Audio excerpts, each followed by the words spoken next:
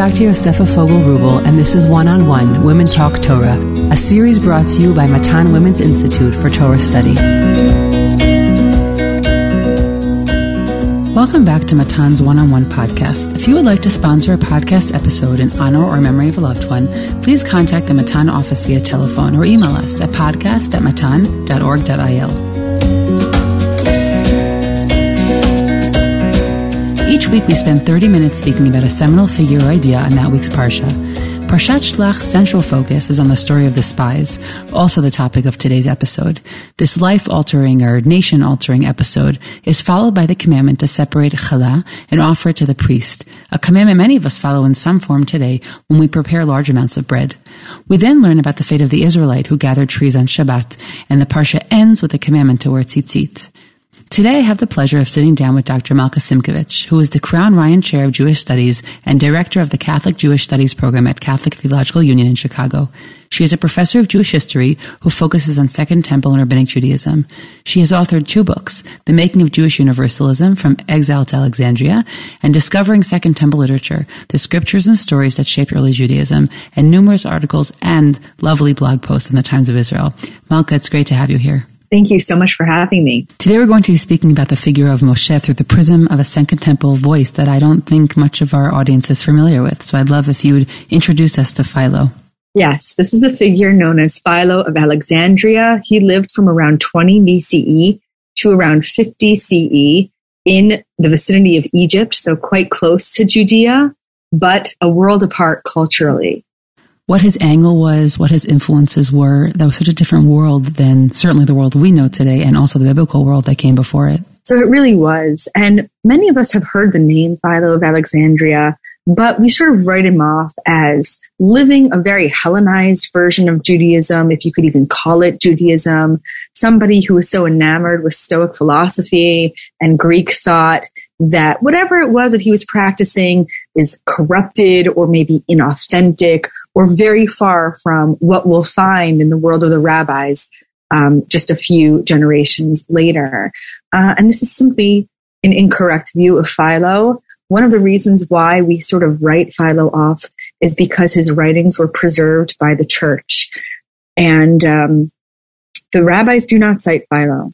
So because he does not have any kind of what we'd call a Jewish transmission history, and he's not cited by the rabbinic authorities, we tend to assume that Philo does not have an important place in our own tradition of biblical interpretation. But Philo was not only deeply influenced by what you might call traditional Jewish ideas, but he's also very influential among all the hundreds of thousands of Jews who are living in the vicinity of Alexandria in the 1st century CE.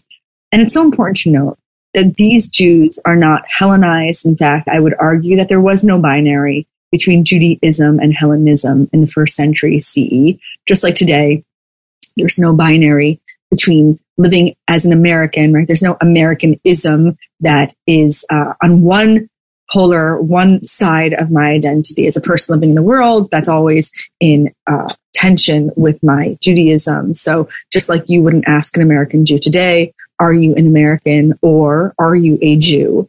A Jew living in Egypt in the early 1st century would have been very confused by the question, are you Hellenized or are you a practitioner of Judaism, a practitioner of Judaism?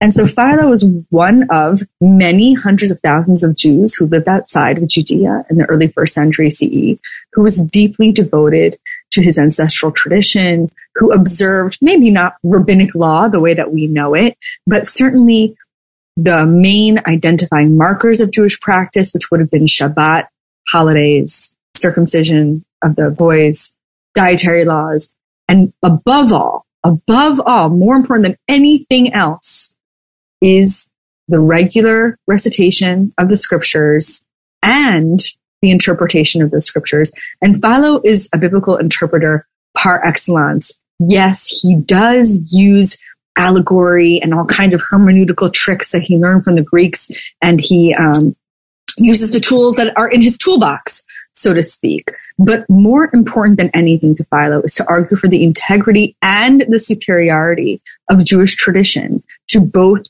Jewish and Greek readers. And so it's not simply a matter of arguing for the integrity of Judaism. But in fact, Philo was convinced, and he says so repeatedly, that Judaism is a superior philosophy to whatever it is the Greeks can offer. And so if the Torah is superior and offers all these lessons and values that correlate with Greek teaching, but in fact do so in a superior way, then Moshe is the philosopher par excellence for Philo.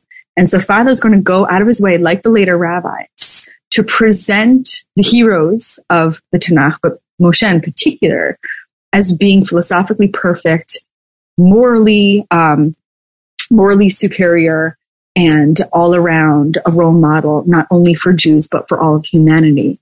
Malka, in a previous episode with Tamar Weissman, we spoke about Josephus and how he actually viewed Aaron. I'm wondering if you could just help us out a little bit, for those who aren't familiar, what the difference is between Philo and Josephus. They're both Second Temple figures, but enlighten us to understand better the difference between their perspectives and their writings. I would love to talk about Josephus. I have very few subjects that are more exciting to me than the subject of Josephus. Josephus also gets a bad reputation among many observant Jewish communities. And I think that all most of us know about Josephus is that he was a traitor to the Romans. That's actually 100% correct. Josephus was a defector.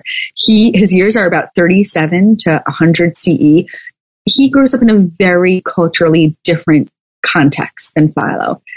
With Josephus, you have someone who's really brought up sort of, I don't like the phrase proto-rabbinic, but in a very observant, pious, priestly family, or so he claims, in the suburbs of Jerusalem, from a very well-respected, you might say upper class, family. He gets the best education that a Jewish boy could get in Judea. He knows Aramaic. He knows his biblical traditions. He knows how to practice as a Jew. And when the war breaks out against the Romans in 66 CE, he is assigned a garrison, a military troop of Jews to lead in the north. And he is not given this honorary role. It's actually not just honorary, but this very significant military role. He's not given it because he has military experience or prowess, but simply because he is a member of the elite. And by all accounts, Josephus is an utter disaster on the battlefield. And very famously, in a place called Yodfat, you can go there today in Israel, you will see where his garrison was essentially massacred. The famous story goes that Josephus goes into a cave with some other survivors and they hide there. And there's this famous, you can look up Josephus's mathematical riddle where they all knew in this cave that you cannot commit suicide according to Jewish law. So they decided to all kill each other. But then, of course, when they got to Josephus was like, maybe I'll just hang out here and, can't kill myself. Oh, well. Josephus ends up being captured by General Vespasian, who, as we know, is going to become the Roman emperor. And he's taken in chains to Rome, but not before he tells Vespasian, I see prophetically that you are going to become the general. Now, I see that you're going to become an emperor. Now, whether Josephus really had prophecy, whether this really happened, we don't know, but Josephus presents himself sometimes as having some prophetic ability. And Josephus is not one to mitigate his own sense of intelligence and capability. He maybe wasn't so great on the battlefield, but presents himself as quite the genius when necessary. And he spends the bulk of his adult life in Rome. So the works that we have by Josephus were commissioned by the family who supported him. And that, of course, is the Flavian family, that dynasty with Vespasian and the sons Titus and Domitian.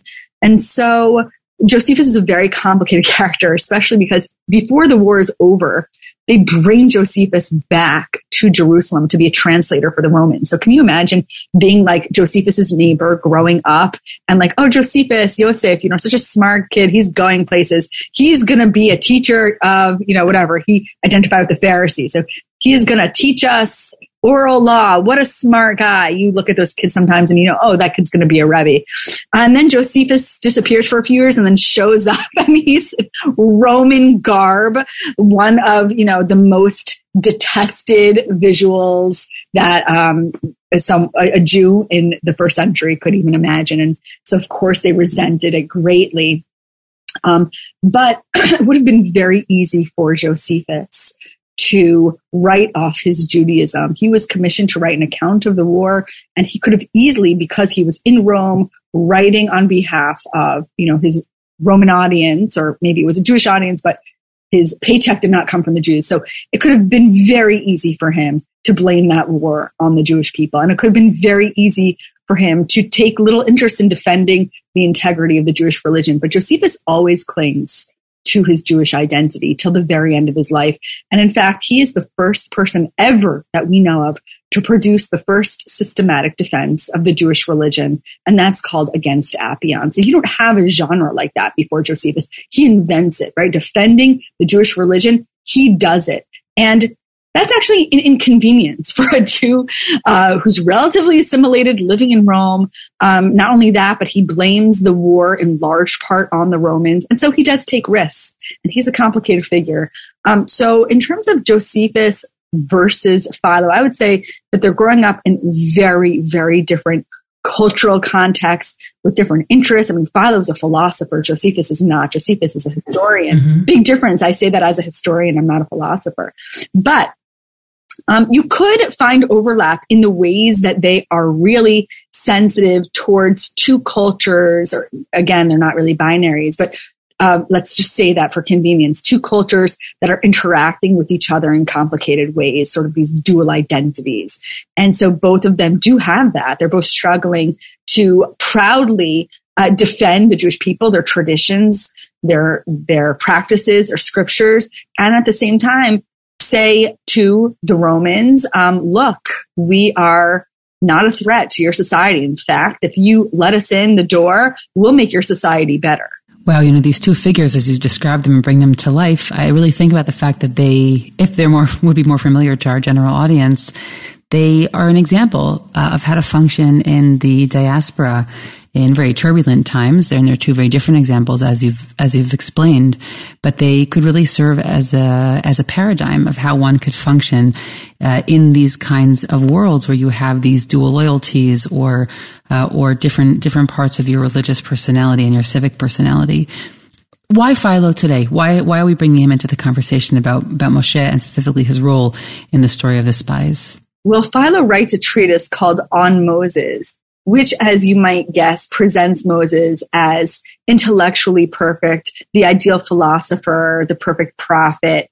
And when Philo gets to the story of the spies, it's, as you can guess, very important to Philo that Moshe does not take the burden of the disaster of what ends up happening. And so Philo presents the project to send spies to the land of Israel as one which belongs to Moshe, but the crisis of the manner in which 10 out of 12 of the representatives say, forget it, this land is not conquerable, that has nothing to do with Moshe's decision to send spies to the land of Israel, which according to Moshe was a very wise one. And in fact, the word spy kind of leads us astray, because for Philo, this was simply military tactic that God would have approved of, because before you go into a space of conflict that you are trying to conquer, you have to understand the land. And so that's all that was. Just so that we're all clear on this point, when people were learning or reading Torah in those days,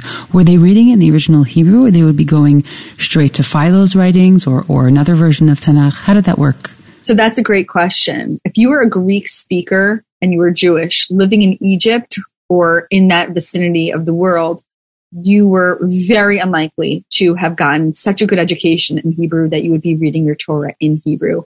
Likely you would have been dependent on what's known as the Septuagint or another translation of the Torah that was circulating in Greek by the end of the Second Temple period. The Septuagint by then had a special status, and it was considered the authoritative version, but we do know that there were other Greek versions of the Torah circulating at that time, but it's highly unlikely that a Greek-speaking Jew in Egypt would have been reading the Torah in the original Hebrew.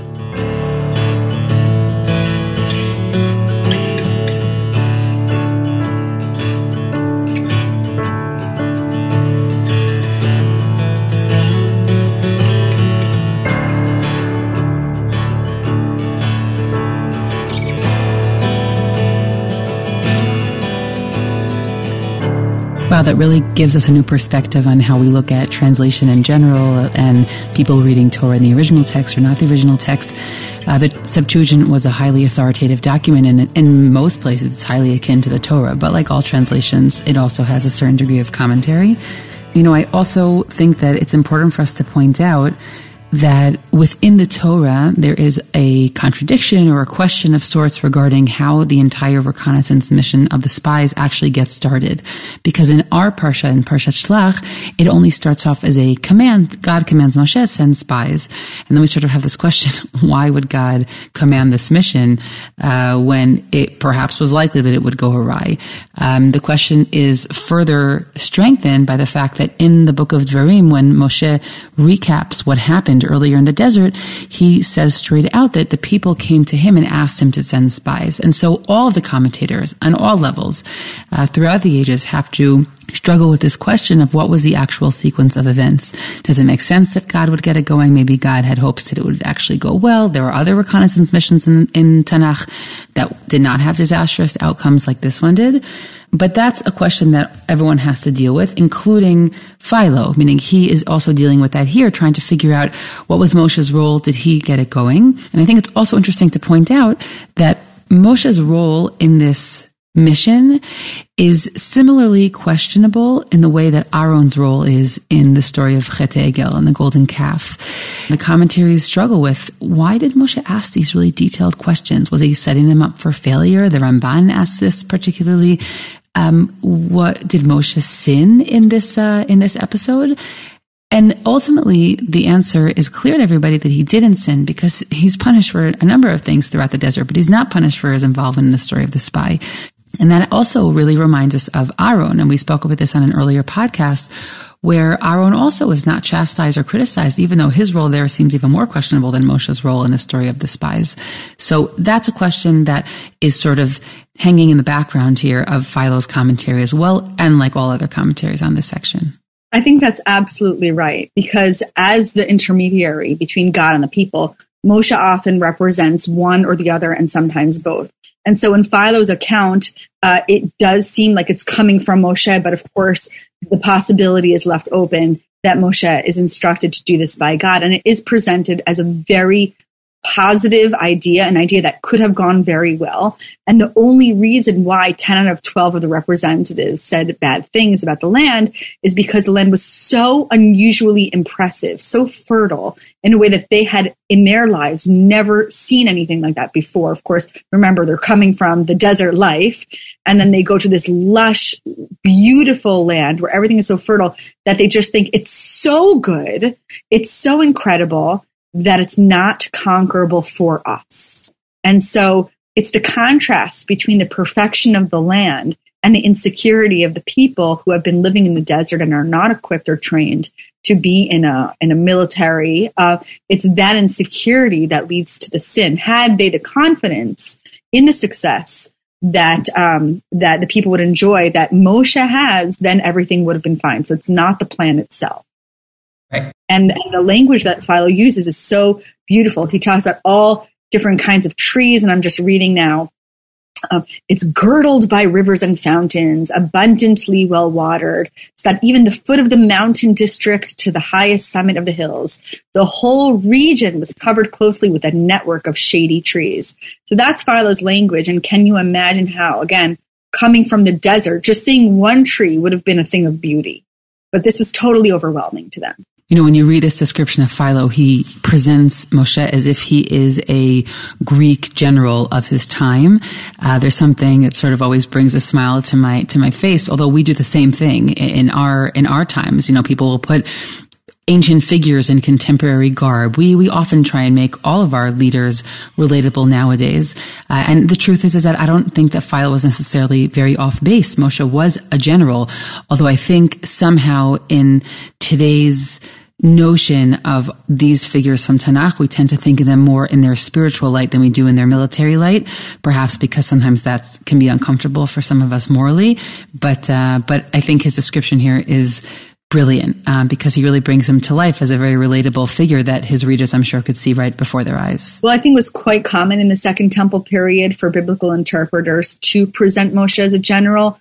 But overall, I would say Moshe is the canvas upon which you paint with your brightest strokes, right? So whatever virtues you think are the greatest virtues for a person to have, those are the virtues that Moshe had. And so you might have a writer in the 2nd century BCE who thinks that astrology is terrible and anathema to Judaism. And so therefore, Moshe was a fighter against the study of the stars. And that's what we find in the Book of Jubilees. But for someone like Philo, maybe not. Maybe he is someone who teaches that wisdom. And so you have all kinds of opposing representations of Moshe.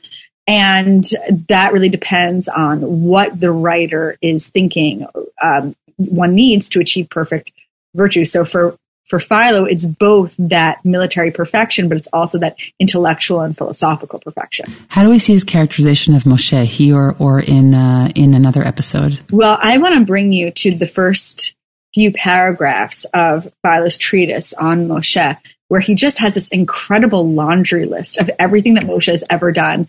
And again, he's not the first person. This is called an encomium. In Greek literature, if there was a hero, whether, for Jews, it would have been a biblical hero, but any sort of mythic hero would have had an encomium, which is basically like a speech which reads like a laundry list of any possible quality you could imagine that the author thinks is good.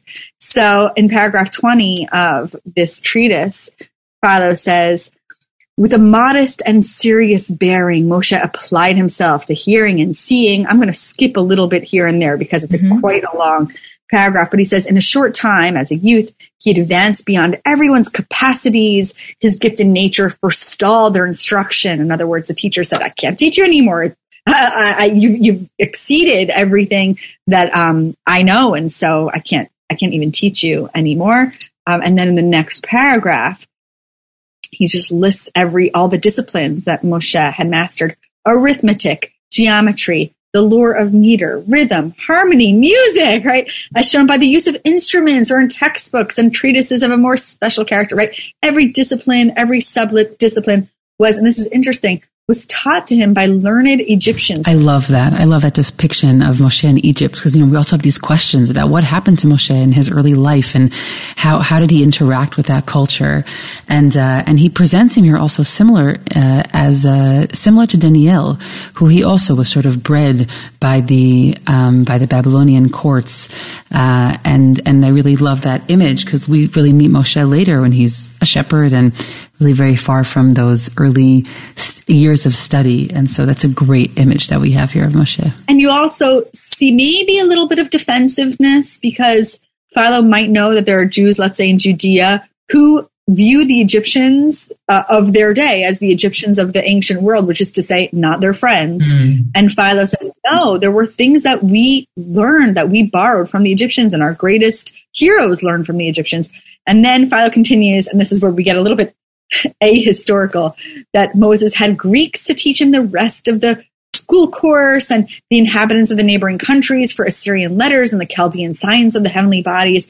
And this he also acquired from the Egyptians. So like any discipline that you could imagine, Moshe got it, and he got it because he was an open learner. He was receptive to all these different teachers that he had, like you said, in the palace when he was living with Paro. And so Philo continues, and he said, even in character, he was perfect.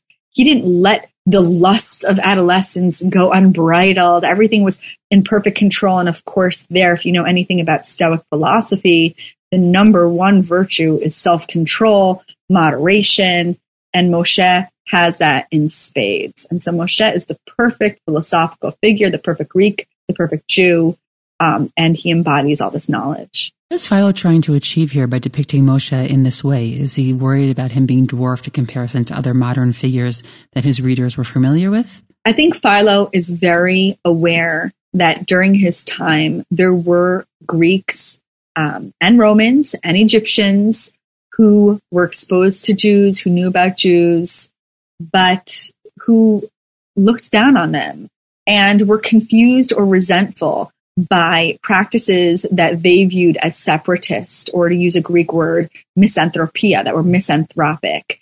And beginning in the 2nd century BCE or even earlier, some of these Egyptians, Greeks, and Romans are accusing the Jewish religion of not only being misanthropic, but also being what is called in Latin a barbaros, a foreign entity. So it's called that because bar sounds like you're speaking a foreign language.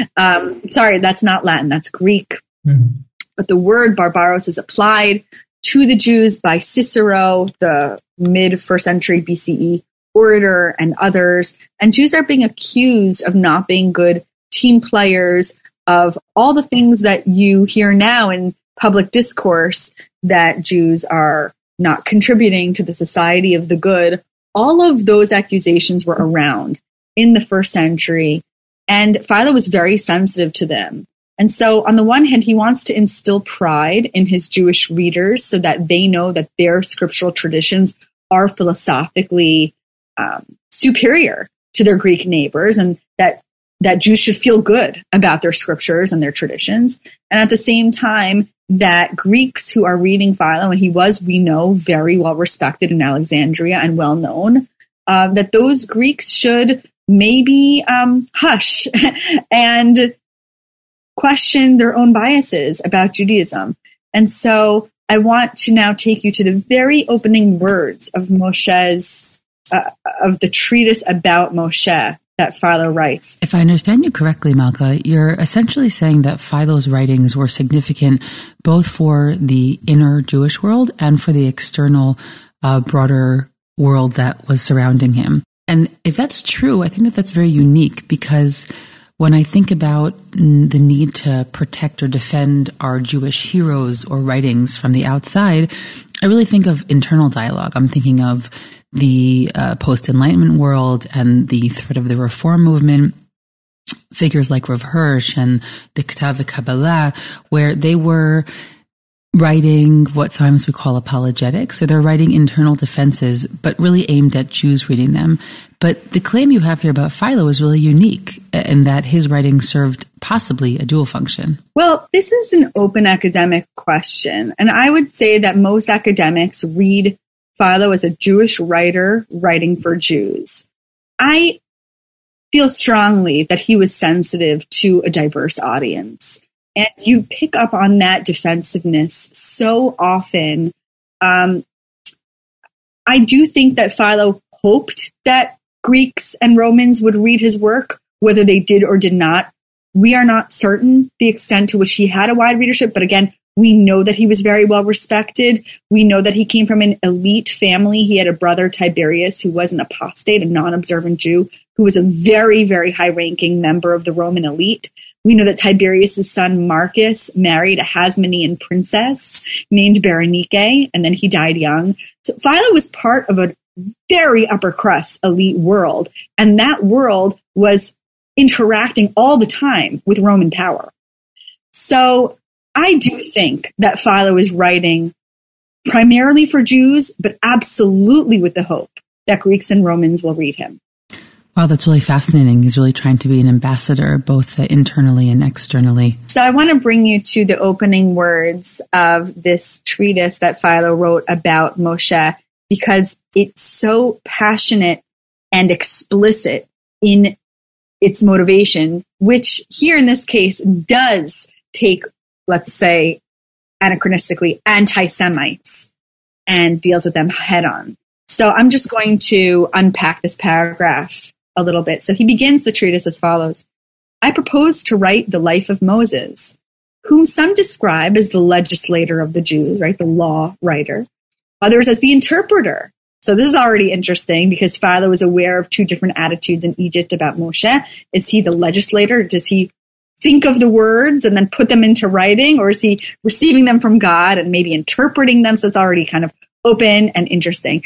And then he says, I hope to bring the story of this greatest and most perfect of men to the knowledge of, and here you have to listen closely, who is he bringing the story to? To those, to the knowledge of such as deserve not to remain in ignorance of it. For while the fame of the laws which he left behind him has traveled throughout the civilized world and reached the ends of the earth. So everybody knows about our Torah, everybody knows about our traditions, but the man himself, as he really was, is known to few. And so Moshe says, Philo says, people have heard of Moshe, but they don't really know who he was or what he stood for. And in fact, Philo's absolutely correct. There were some quite anti-Jewish stories circulating in the late Second Temple period that made Moshe look very bad. And there are figures such as Apion, Lysimachus, Manetho, and other clowns, other people who are saying quite terrible things about the Jews and their origins, because in Greek, in Greek culture, it was so important to have legitimate antiquity, right? Like the older, the better. And origins were very, very important in this culture. And so there were stories circulating about Jews that they worshiped the head of a donkey, that they were leprous and they were kicked out of Egypt, not, taken out miraculously, that Moshe was, a thief, a bandit. And so these stories were circulating. We have them. Okay, so he continues. He says, Greek men of letters have refused to treat Moshe as worthy of memory, possibly through envy. And when Philo says that, I think so often of how people talk today. When we talk about anti-Semitism, nobody really knows why there's anti-Semitism. But one of the possibilities is just like, how can this tiny group of people have won so many Nobel Prizes and invented so many things and be so disproportionately accomplished? And look, Philo was saying that in the first century. He says, in many cases, the ordinances of the legislators of the different states are opposed to his. So in other cultures, there are laws that are less ethical or even in opposition to what we find in the Torah, which is in Philo's mind superior. And he says, most of these authors have abused the powers which education gave them. In other words, they're writing bad stuff about Moshe. They're abusing their rhetorical talents, right? They're composing in verse, and now I'm back to quoting. They're composing in verse or prose comedies and pieces of voluptuous license to their widespread disgrace. They're writing incorrect, terrible things about Moshe and the people of Israel when they should have used their natural gifts to the full on the lessons taught by good men and their lives. And then I skip a few lines and I'll keep quoting. Philo says, will disregard their malice and tell the story of Moshe as I have heard it. And this is where it gets really incredible. Philo continues, I will tell the story as I have heard it, both from the sacred books, the wonderful monuments of his wisdom, which he has left behind, and from some of the elders of the nation, for I always interwove what I was told with what I read, and thus believes myself to have a closer knowledge than others of his life's history. And this is one of the earliest references we have to an authoritative oral tradition that was transmitted from parent to child in the Second Temple period. Philo says, I have the story written down, but you know what else I have? I have a tradition that I received orally, and that tradition is as informative and authoritative as the written story that I have before me. And so for Philo, it's absolutely important that he set the record straight. There are stories going around that make Moshe look bad, and these stories are false. And Philo says, I am writing to set the record straight. Now, this does not mean that he's necessarily only writing for Greeks, because very likely the Jews were also reading these stories and getting confused by them and maybe worrying about their own origins. And Philo says, no, I have the correct version. The correct version is that Moshe was a perfect philosopher and leader. Throughout this whole episode, I've been sort of thinking with myself, I wonder what initially brought her to study these texts. What drew you to them? So I don't know what initially drew you to them, but I do understand now even more so why you keep them in your company. And I wish that people did read them, because this is part of our tradition, and I am here to bring it back to you because personally, and I say this in all sincerity, these texts strengthen my faith in a very deep and profound way, and I think that they can for others as well. I really want to thank you for this conversation and for bringing us into this lesser-known world. It's been really eye-opening. Thank you so much for having me. I hope you've enjoyed this conversation as much as I did. I'm Dr. Yosefa Fogel-Rubel, and this is One-on-One Women Talk Torah, a series brought to you by Matan Women's Institute for Torah Study. Please do One-on-One and Women's Torah Learning a small favor by sharing this podcast with family and friends so that we can reach new listeners. You can stream and download these episodes on Spotify, iTunes, Google Podcasts, SoundCloud, and Matan's website. Don't forget to leave us a 5-star review in the comments. Please send us any feedback at podcast@matan.org.il. That's podcast@matan.org.il. Thanks for listening, everyone.